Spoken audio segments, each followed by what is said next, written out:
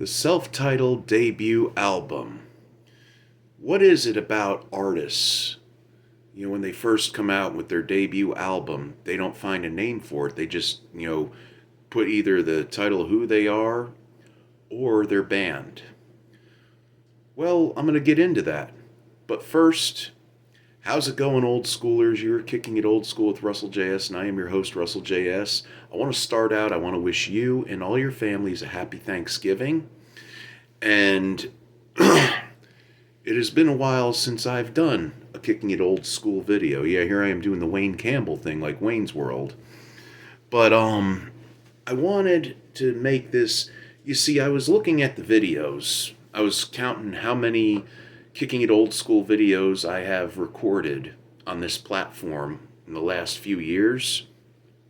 This video in particular, I wanted to be the 100th video, for the 100th videoversary of Kicking It Old School. But since in the time since I started Kicking It Old School, I also made another video show on this channel called The Weekly Narc, which I don't get a lot of feedback or comments or likes on it, but I hope it catches on soon because I really do want to help people out in particular that are, that have been through or are currently going through a process of being hurt by narcissists. But for the video I wanted to do, I wanted to make this special because the 100th video I did was the track by track, of the two debut albums, Ted Nugent versus Kiss. But what I wanted to do, I've been saving it, and it's hard to keep track when you're working two jobs, and sometimes you don't get enough time. Well, you know what? I'm off from work tomorrow. Well, I'm off from my primary job tomorrow, and then I'm going to work over at my evening job.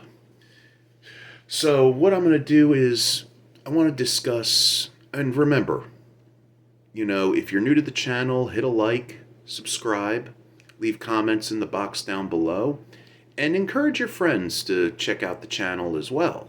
Let's get this following going. Let's build this channel up. Maybe I could be an inspiration, helping people in narcissistic crisis or, that want to kick it old school. And I want to start off. How do you like my shirt? Look at that. Good friend of mine got me this for my birthday this summer. It's the Pac-Man Maze. And I think this is one of the coolest shirts I have.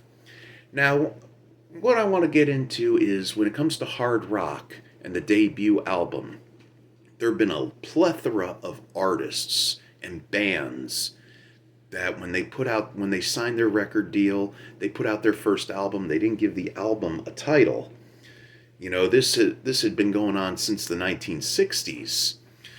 And, it went on through the 70s, the 80s, 90s, even well into the 2000s. But I want to share with you my top favorite debut albums of all time. And the albums I'm going to show you, well, the artists that have recorded the music on these records, they would go on from the 1960s on, they would influence generations of bands and artists to come. So without further ado, let's go ahead and count down, check out these bad Oscars, shall we? Now, I believe there's 11 albums count in this pile right here. And I'm going to start off with number 11, my top favorite self-titled debut albums. Now, when people talk about self-titled albums, sometimes they think the Metallica Black Album, the Beatles White Album, but there's always those particular debut albums. And back in the day, people went to the record store, they heard one song off that album on the radio and liked it. And when they found the album right there on the shelf at the mom and pop record store, or say Sears or Kmart, Walmart, Zare, all the outlets that would sell music and movies and video games and things, they'd look at that album and be like, oh, do they think that they're all that? just because of the one song that's really great on the radio that's on the charts. Oh, what nerve. But what happened was people would buy that record album and take it home and listen to the whole thing. It turns out there's more great music off that album than just the one hit song. So I'm going to go ahead and start off at number 11. From 1973, Aerosmith. Now, everybody is familiar, anybody who's anybody is familiar with the band Aerosmith. Formed in 1970 by Steven Tyler, Joe Perry, Brad Whitford, Tom Hamilton, and Joey Kramer. They've been dubbed the Bad Boys of Boston. Steven Tyler and Joe Perry were called the Toxic Twins, inspired by Mick Jagger and Keith Richards of the Rolling Stones being called the Glimmer Twins. But this album right here, it contained the hit Dream On, which was a ballad, a haunting ballad that Steven Tyler wrote in his teens. And he never thought that it would take off and it would become a number one hit for Aerosmith. And Aerosmith's career would flourish, not only in the 1970s, but they would take a hiatus here and there in the 80s. Brad Whitford and Joe Perry left the band to be replaced by Rick Dufay and Jimmy Crespo for a short while. Then they'd come and Joe Perry would start the Joe Perry Project, let the music do the talking, once a rocker, always a rocker, things like that. And Brad Whitford would collaborate with Rick Dufay. No, not Rick Dufay, I mean Derek St. Holmes for the Whitford St. Holmes Project, which kind of, Derek St. Holmes from Ted Nugent, which would kind of fizzle out, and they left because of Steven Tyler's drug habit. But Aerosmith would clean up their act, and they'd put out even really greater music like Permanent Vacation, Pump, Get a Grip, and they would become big cultural icons, and they influenced many artists to come.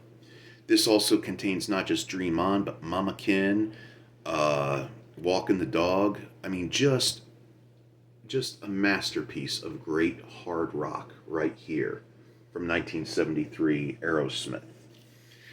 Number 10 on the list. Some of you might hate me for this because there's a lot of diehards of this group, but this is number 10. You wanted the best, you got the best, the hottest band in the world, Kiss, from 1974. They signed with Casablanca Records in Ace Frehley, Peter Criss, Gene Simmons, and Paul Stanley. They would sign a record deal with the new independent label called Casablanca Records, founded by Neil Bogart, who left Buddha to go ahead and start his own record label, and he would go ahead and go on to sign artists of the disco era and the funk era of the 70s, only to go ahead and sell to Polygram, which would turn it into Mercury Records, and Neil Bogart would pass away from cancer, right there in his late 30s. But this album right here contains Kiss classics such as Strutter, Black Diamond, Nothing to Lose, Deuce, that are today, even by today's standards, are part of the set list of Kiss concerts.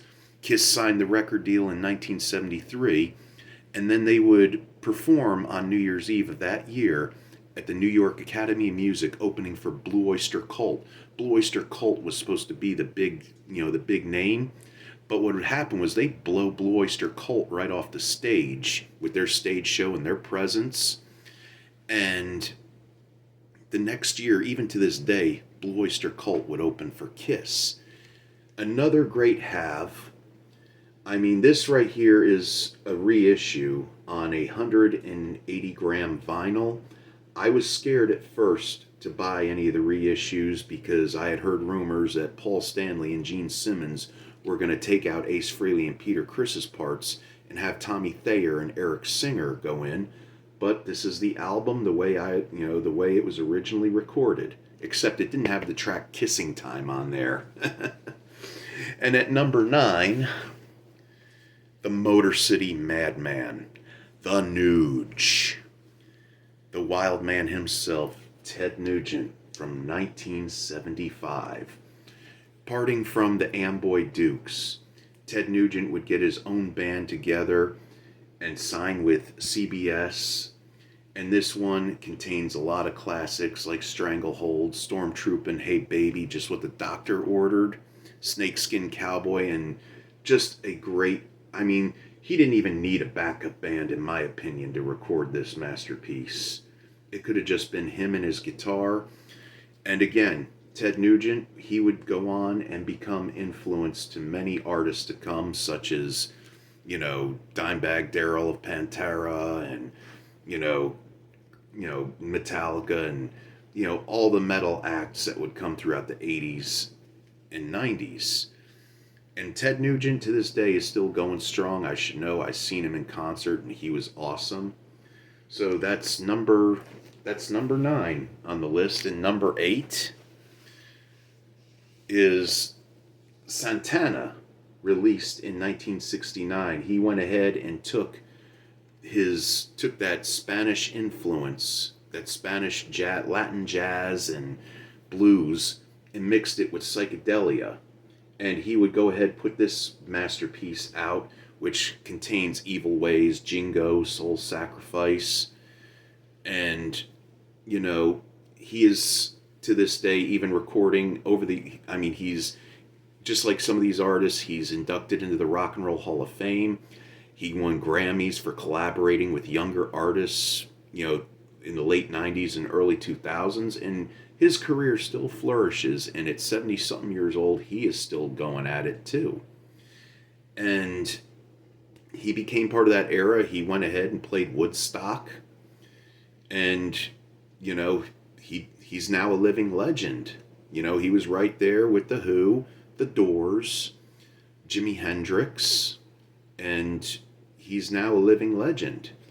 So that's number 8. Number 7, some people wouldn't consider this a self-titled album, but I do.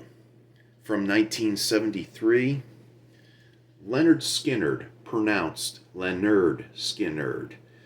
These boys, Southern boys from Florida, influenced by The Who and the Rolling Stones, would get suspended from school by their principal because they wore their hair past their collar and wore blue jeans, which I guess was not appropriate back in the 60s and 70s, according to public schools in North Florida.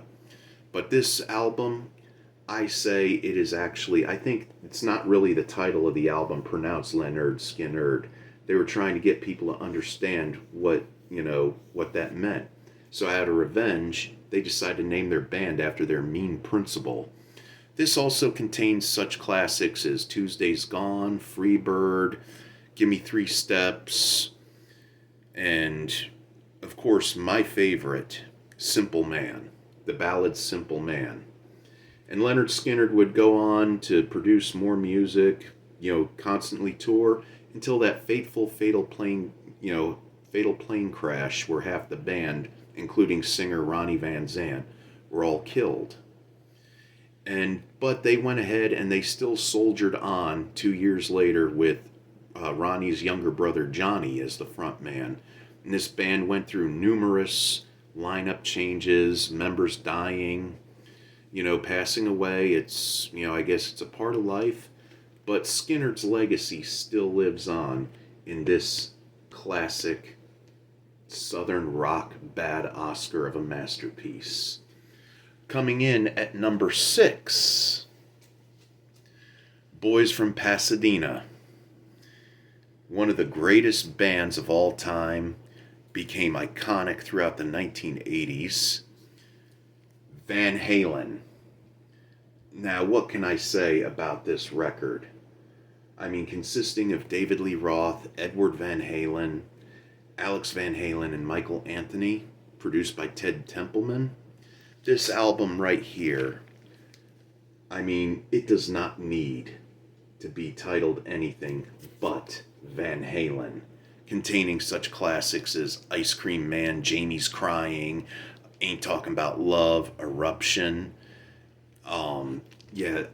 Eddie Van Halen took the influences before him of Jimi Hendrix, Richie Blackmore, Tony Iommi, Pete Townsend, Jimmy Page, and Eric Clapton. And he just collaborated and smashed it all into one to put out this awesome debut record. And Van Halen would continue on and have a flourishing career where they would replace their frontman David Lee Roth with Sammy Hagar, and Sammy Hagar would tour and record with them from 1986 up until 1996, to where they brought David Lee Roth back to the fold just for 2 new songs off a best of album, which I have, and I've said how, I like the Best of Both Worlds double disc set, despite the fact that the songs aren't in order.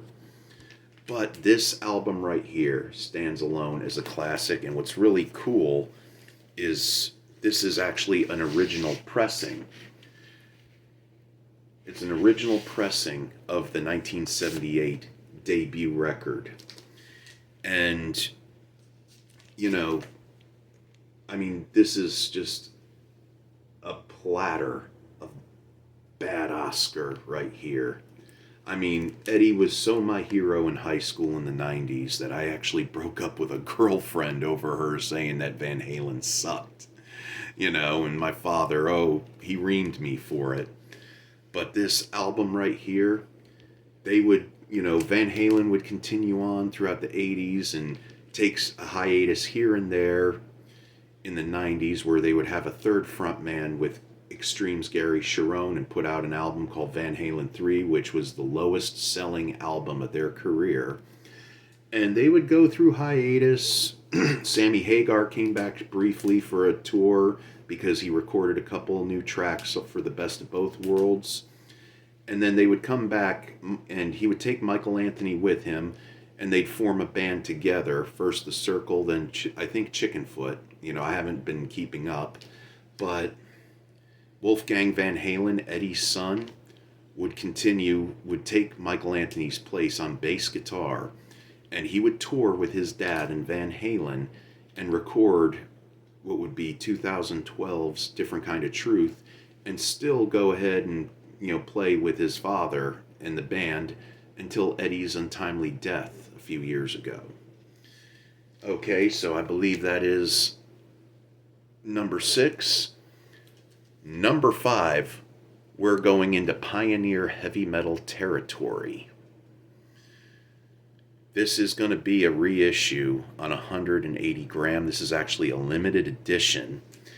I believe they say it's purple and black splatter vinyl limited edition. Released on Friday, February 13th, 1970. The self-titled debut of Black Sabbath.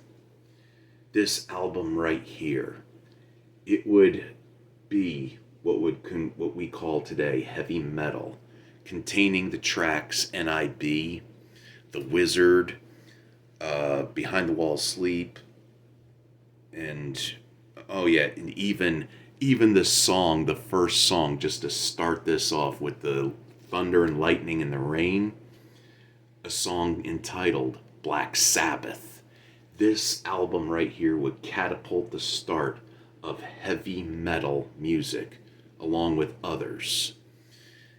Formed in 1966 as a blues-based rock band called Earth, consisting of frontman Ozzy Osbourne on lead vocals and harmonica, Tony Iommi on lead guitar, Geezer Butler on bass, and Bill Ward on drums.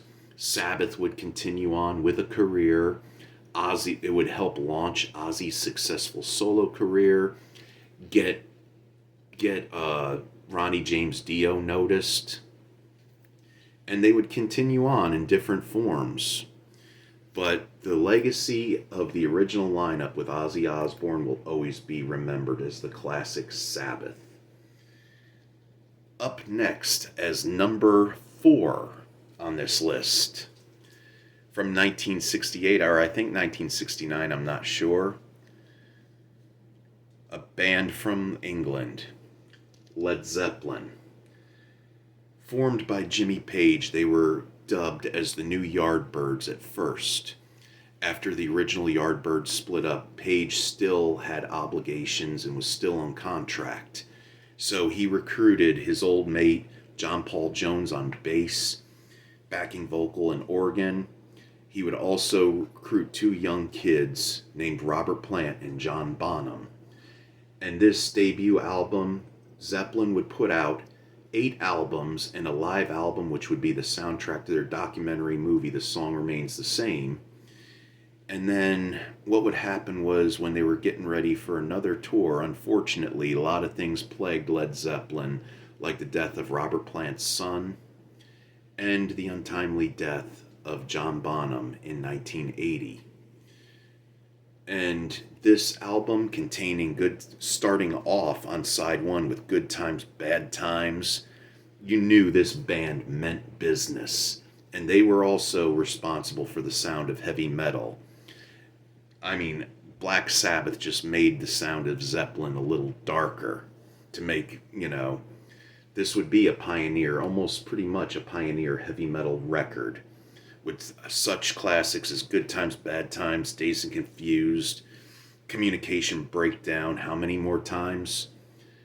This album would be the start of Led Zeppelin's legacy. And again, just like Sabbath with Ozzy, this would also be the launch pad where Robert Plant would have a successful solo career throughout the 80s, 90s, 2000s, 2010s, and even to this very day. A must-have for any hard rock heavy metal fan. Look no further than this one as well.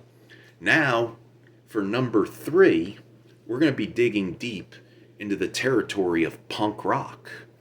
The start of punk rock. Some people believe that punk rock was first birthed in the nightclub on Bowery and Blinker known as CBGB. Some will say, oh no, it was formed in Britain with the Clash, the Sex Pistols, the Damned, and Generation X. Or LA with bands such as Fear and the Germs. And then DC, which, Husker Du and all those other bands. But this self-titled debut album from 1976, pouring out of the club circuit in New York City. The Ramones, consisting of Jeff Hyman, a.k.a. Joey Ramone, Douglas Colvin, a.k.a. Dee Dee Ramone, Tommy Ederle, or however you pronounce his name, also known as Tommy Ramone, John Cummings, also known as Johnny Ramone.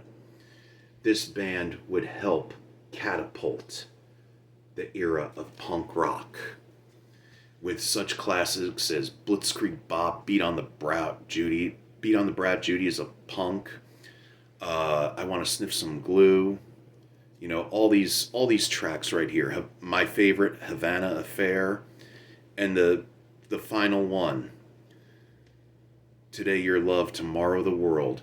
3 chords, distortion, minute-and-a-half anthems of teen angst. This was the album, in my opinion, got the punk rock movement going. Coming in at number 2, On Your Feet or On Your Knees, from Long Island, the amazing Blue Oyster Cult from 1972. This album has many tracks that were inspired by the San Francisco psychedelic era, with such songs as Transmaniacon MC, which was based on the Altamont incident with the Hells Angels at the Rolling Stones show. Then came The Last Days of May, which was based around 3 young men who went out west to buy illegal drugs in Mexico, sell them and keep them, and they ended up getting killed. And of course, the best song on this album, Cities on Flame with Rock and Roll. To this day, BOC is still charging on, even though it's just 2 original members, which is Eric Bloom and lead guitarist Buck Dharma. They're still going strong to this day. And number 1 on the list, yes, these guys, they started the dark side of hard rock. They got hard rock going. Number 1, from 1967, The Doors.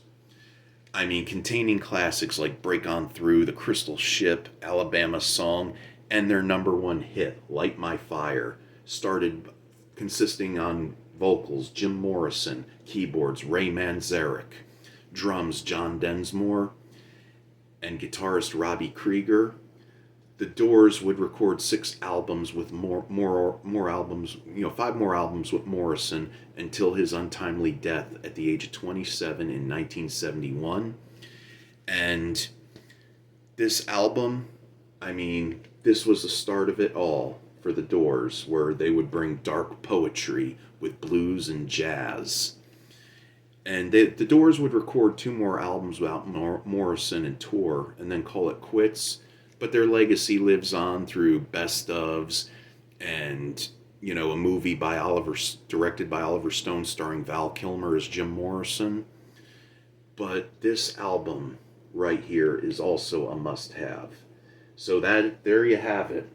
My top favorite classic self-titled debut hard rock albums. I want to say happy, 101 videoversary. It's really fun, and I've got more stuff in the works. I just have the 2-job thing going on. But that's going to do it for this video.